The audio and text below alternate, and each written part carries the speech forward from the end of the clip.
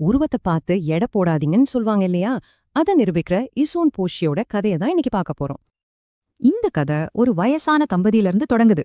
அவங்களுக்கு குழந்தை இல்லாததுதான் ஒரே கவலை. அவங்களோட வேண்டுதல் பலிச்சது. ஆனா பிறந்த பையனோட உயரம் வெறும் 1 இன்ச் தான். அதனால அவனுக்கு இஸ்ஸும் பூஷின்னு பேரு வச்சாங்க. அதாவது உருங்குளச் சிறுவன். உருவம் சின்னதா இருந்தாலும் மனசுல வீரம் நிறைஞ்சிருந்தது. அவனோட ஆயுதங்கள் ரொம்பவே சுவாரஸ்யமானது. ஒரு ஊசிதான் அவனுக்கு வாள், ஒரு சூப் கிண்ணம் தான் படகு. கொஞ்சம் வளர்ந்ததுக்கு அப்புறம் இசூன் போஷிக்கு உலகத்தை பார்க்கணும்னு ஆசை வந்துச்சு. உடனே நகரத்துக்கு கிளம்பிட்டான்.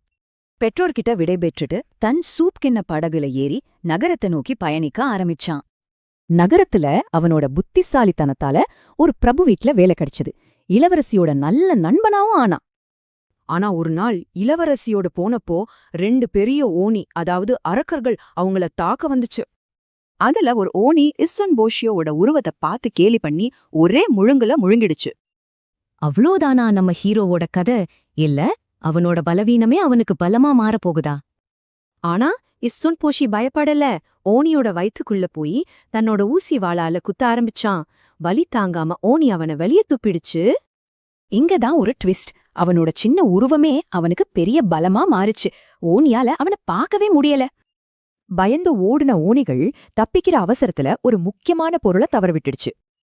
அது வேற ஒன்னும் இல்லே, உச்சிதேனோ குசவுச்சி. அது ஒரு மாயச்சுத்தியல். கேட்ட வரத்தெல்லாம் கொடுக்கும். இஸ்ஸுன் போஷி முதல் வாரத்து இளவரசிய கேட்க சொன்னா. ஆனா அவளோ இல்ல, முதல்ல நீ கேளுன்னு சொல்லிட்டா. உடனே இஸ்ஸுன் போஷி அந்த மாயச் சுத்தியலை வச்சு தன்னோட வாழ்நாள் ஆசைய கேட்டான்.